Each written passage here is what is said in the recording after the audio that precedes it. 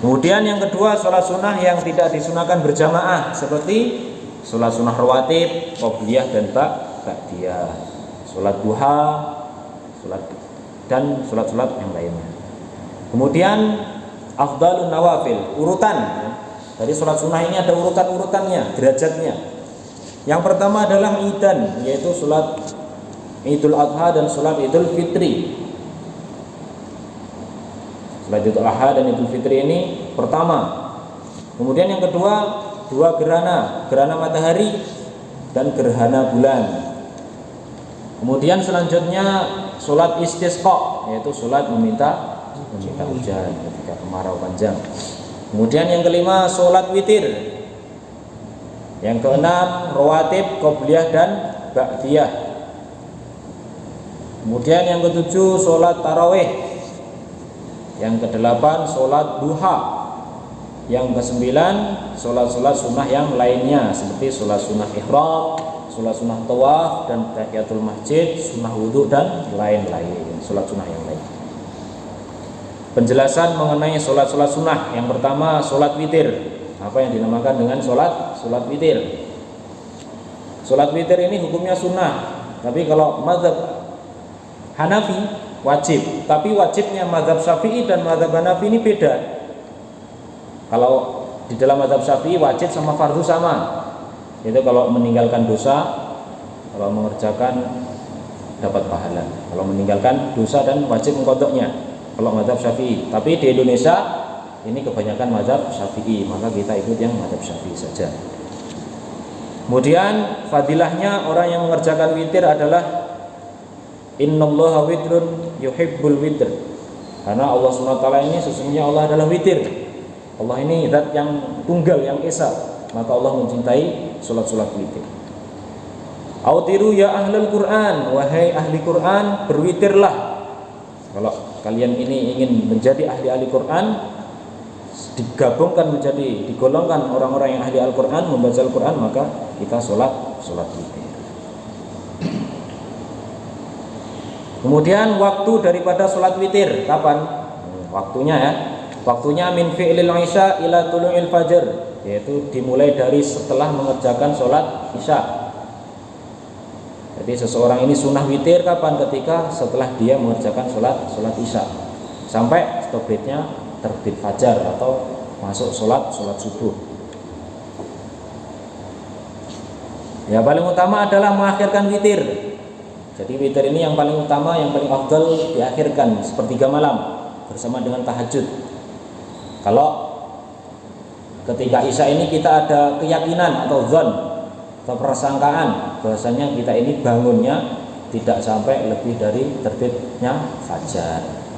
Kalau kita ini menyangka bangun saya ini kayaknya nih subuh nih, lebih baik witirnya diawalkan, yaitu setelah mengerjakan sholat isya. Sebagaimana Sayyidina Abu Bakar ini witirnya tidak ketika tahajud. Kalau Rasulullah witirnya ketika tahajud, tapi Sayyidina Abu Bakar umat yang paling mulia, umat yang paling utama, umatnya Rasulullah, yang mana imannya Sayyidina Abu Bakar ini kalau ditimpa dengan umatnya Rasulullah yang lain, maka lebih berat daripada imannya Sayyidina Abu Bakar. Tetapi beliau ini witirnya ketika setelah mengerjakan sholat isya atau awal waktu, dikarenakan beliau ini khawatir kalau nanti bangunnya tidak sampai melebihi, yaitu ketika masuk daripada sholat subuh. Kemudian jumlahnya, rakaatnya berapa? Yang paling sedikit 1 rakaat. Dan kita ini makruh apabila selama hidup kita witir hanya 1 rakaat terus. Setiap hari satu sampai mati kita. Itu hukumnya makruh. Maka minimalnya sekali kita mengerjakan sholat witir 3 rakaat. Nah, 3 rakaat ini adalah yang paling sempurna, tengah-tengahnya sempurna 3 rakaat. Tapi yang sempurnanya 11 rakaat. Ini sempurnanya apa? Paling sempurna. Nah, caranya ada 2. Ada caranya menyambung witir, sholatnya sambung, contoh 3 rakaat, 3 terus, seperti sholat maghrib, akan tapi tidak memakai tasyahud awal supaya tidak menyerupai dengan sholat maghrib.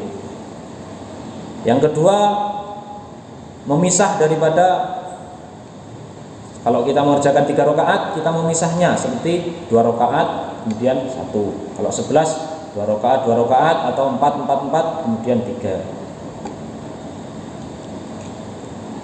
Nah, yang dipisah seperti 2 rakaat kemudian diakhiri dengan 1 rakaat, ini adalah yang paling utama karena tidak menyerupai daripada sholat maghrib.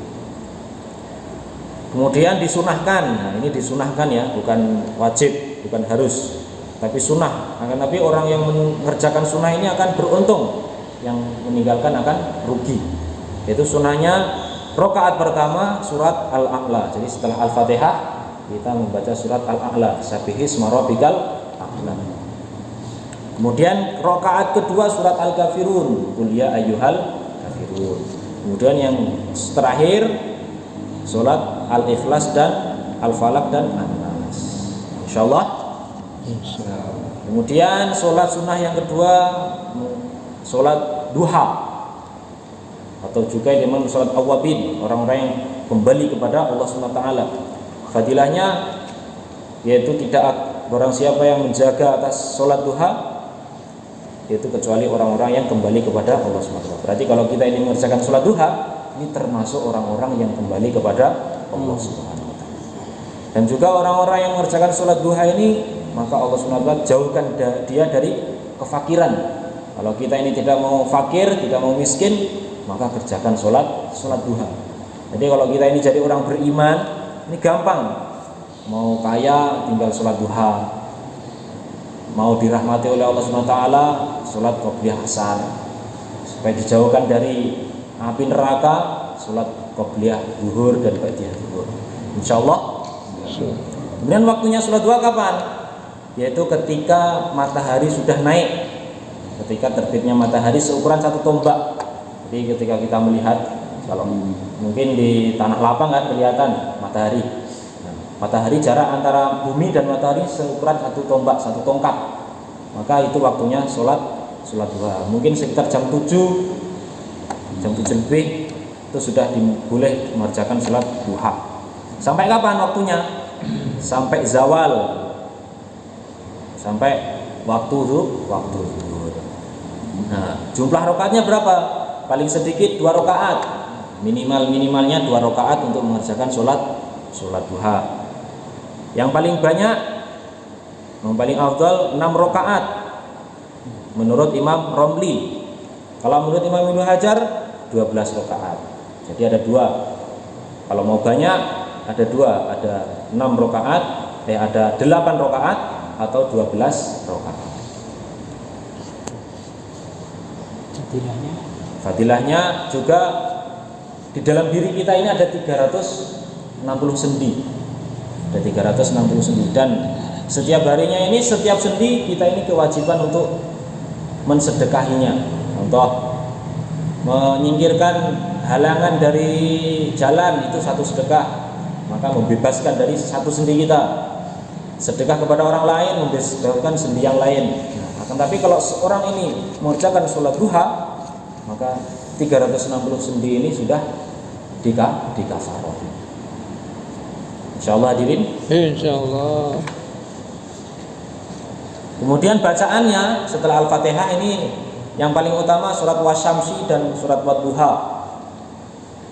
Kemudian kalau mau menambah 4 rakaat, 6 rakaat, 8 rakaat atau 12 rakaat, yang lainnya surat Al-Kafirun dan surat Al-Ikhlas ataupun surat-surat yang lain juga boleh. Kemudian yang ketiga sholat rawatib. Sholat rawatib yaitu sholat qobliyah dan ba'diyah. Ada 2, sholat rawatib ini ada 2. Yang pertama muaqqadah, sholat sunnah muakkad, qobliyah, ba'diyah yang hukumnya sunnah muakkad. Kenapa dinamakan sunnah muakkad? Karena Rasulullah SAW tidak pernah meninggalkannya. Rasulullah selalu mengerjakannya. Nah, apa aja rakaatnya? Yaitu pertama 2 rakaat sebelum subuh. 2 rakaat sebelum subuh. Itu yang paling utama daripada sholat rawatib. Kemudian qobliyah zuhur. Kemudian ba'diyah zuhur 2 rakaat, jadi 6. Kemudian ba'diyah maghrib 2. berapa? 8. Kemudian ba'diyah isya 10 rakaat.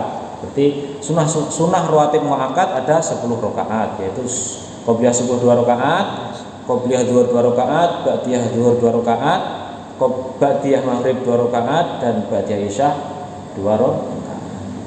Kemudian yang 12 rakaat ini hukumnya adalah ghairu muakkad. Sunnah rawatib ghairu muakkad yang tidak terlalu ditekankan. Karena kan Rasulullah SAW pernah meninggalkannya, tidak selalu dikerjakan oleh Rasulullah. Tapi tadi orang yang selalu dicintai Allah SWT adalah orang yang selalu mengerjakan sholat sunnah, amalan-amalan nawafil, yaitu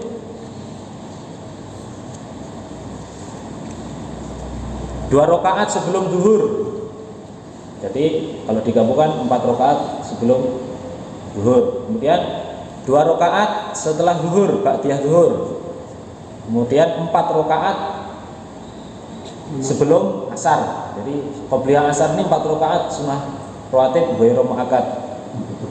Kemudian qobliyah maghrib ini sunnah ghairu muakkad. Kemudian qobliyah isya, jumlahnya 12 rakaat. Jadi kalau digabungkan 2 rakaat sebelum subuh, 4 rakaat sebelum zuhur, 4 rakaat setelah zuhur, 4 rakaat sebelum asar, 2 rakaat sebelum maghrib, 2 rakaat setelah maghrib, 2 rakaat sebelum isya, dan 2 rakaat setelah isya. Jumlahnya ada 22 rakaat. Fadilahnya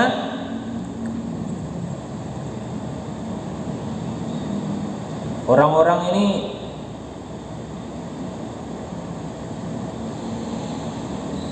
yaitu hadisnya Rasulullah SAW, lilladzi sa'alahu mirafaqatu fil jannah. Siapakah orang-orang yang dekat denganku di surganya Allah SWT?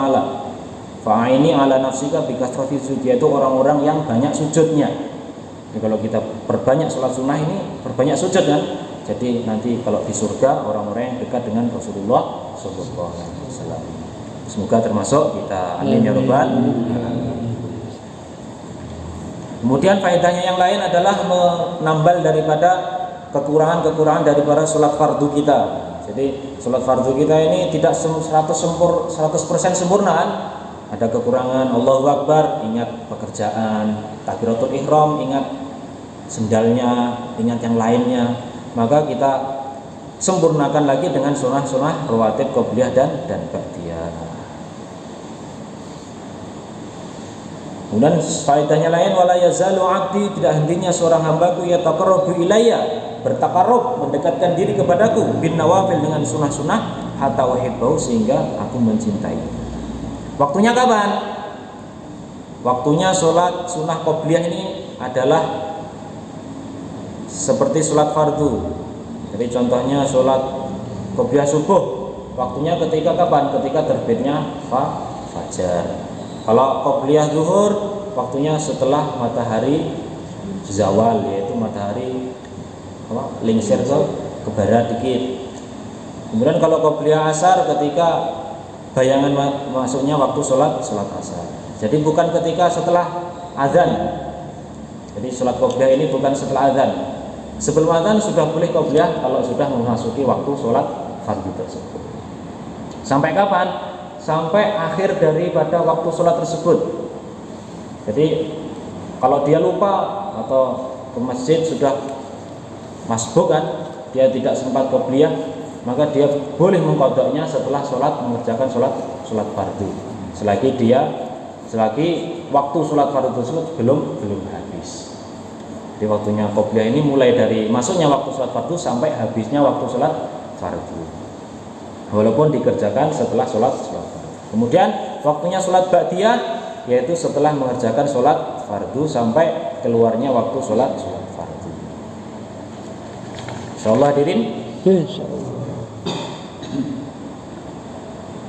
Kemudian sholatul lail, sholat malam atau sholat tahajud, yaitu apa dinamakan dengan sholat tahajud? Yaitu sholatul ba'dan naum wa sholatil isya, yaitu sholat setelah tidur dan setelah mengerjakan sholat isya. Syaratnya kalau dia ini mengerjakan sholat tahajud dikerjakan setelah tidur, dan setelah mengerjakan sholat isya. Kemudian kalau dia ini tidak tidur selama-laman gimana?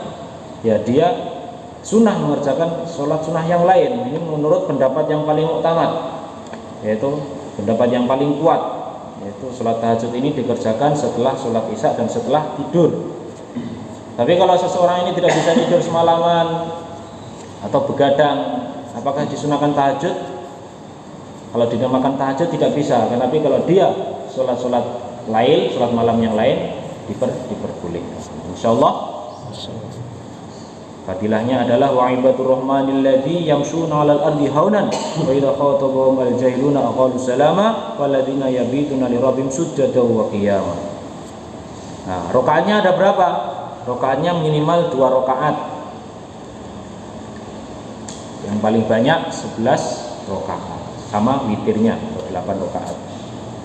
Insyaallah. Mungkin itu saja yang dapat saya sampaikan.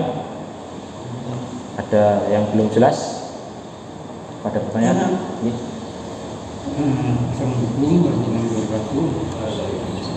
Untuk qobla subuh, kalau kita sudah ketinggalan misalnya, apa bisa dari keterangan tadi bisa dikodok setelah subuh?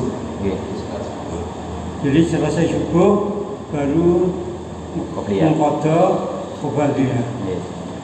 Seperti itu. Contoh kita atau bangun tidur sudah takbiratul ihram di masjid, kita bergegas untuk pergi masjid, belum sholat qobliyah, maka dia boleh mengkodoknya setelah mengerjakan sholat subuh. Jadi sebabnya apa? Sebabnya dia ini itu karena kan sebab yang tidak diperbolehkan sholat ketika setelah subuh dan setelah asar, yaitu sholat sunnah mutlak. Sholat sunnah mutlak. Kalau sholat sunnah yang mempunyai sebab itu diperbolehkan. Ada yang lain? Niatnya kodok. Niatnya. Yang qobliyah subuh. Niatnya ngodok sholat sunnah qobliyah subuh. Ada lagi? Tadi disampaikan untuk sholat witir, mungkin dilaksanakan di awal ya. Terus kita mungkin tengah malam bangun, kita melaksanakan sholat tahajud gimana? Bisa nggak? Bisa. Nanti witir dulu terus tahajud bisa. Maksudnya yang awal belum witir? Kita takut nggak bisa bangun ya. Tadi yang disampaikan. Kita besok mungkin kita witir. Ternyata kita tengah malam bangun. Terus kita melaksanakan sholat tahajud. Bisa apa enggak? Boleh enggak? Boleh. Tahajud tok. Iya. Witirnya sudah dikerjakan di awal. Kalau mungkin kita tahajud dulu terus lanjut witir ya. Nah, ini karena kita takut, kita witir dulu. Ternyata tengah malam bangun. Boleh. Terus langsung tahajud. Bisa ya. Ada lagi? Untuk sholat apapun setelah sholat maghrib, suratnya ditentukan atau bebas? Bebas. Apa gitu? Bebas. Boleh terserah surat-surat yang panjang juga boleh. Kalau lebih panjang lebih baik. Kalau saya membaca di buku sholat, itu rakaat pertama surat Al-Imran 6 kali, terus rakaat kedua Al-Kafirun 1 kali, terus salam, terus sholat lagi yang kedua itu suratnya bebas, terus sholat lagi yang ketiga itu suratnya kebalikan dari yang pertama, tapi cuma 1 kali enggak 6 kali. Ya itu kan sunnah gitu. Maksudnya nggak harus gitu, yang lain juga bisa. Kayak gitu juga apa? Bebas. Bebas. Pak, karena yang wajib itu Fatihah ini, Fatihah. Kalau surat-surat itu kan hukumnya sunnah. Walaupun sholat wajib, sunnah juga. Serah mau surat apa. Yang apa? Kalau nggak hafal sama sekali, baca juga. Ada lagi? Iya, Mbak. Umpama sesuatu nggak apa, bagaimana? Nggak buka surat apa? Surat ikhlas dan ikhlas tok. Apa? surat surat duka, Nggih. surat duka, dan surat hafal, dan yang surat Fatihah dan surat ikhlas tok. Bisa. Suratnya itu. Suratnya Suratnya hanya surat ikhlas. Nggih, surat ikhlas terus, mboten napa-napa. Nggih. Ya, ini tadi. Al-Fatihah saja juga nggak apa-apa tanpa surat. Alhamdulillah. Ada lagi? Ampun? Kak? Alhamdulillah apa yang kita muzakarahkan ini kita ambil pelajarannya, kita ambil manfaatnya, dan kita sampaikan kepada saudara-saudara yang belum mendengarkannya, istrinya, keluarganya, insya Allah. Itu saja yang dapat saya sampaikan. Kurang lebihnya saya minta maaf. Sempurnanya majelis kita tutup dengan doa kifaratul majelis. Subhanallah wa bihamdihi asyhadu an la ilaha illa anta astaghfiruka wa atubu ilaik. Assalamualaikum warahmatullahi wabarakatuh.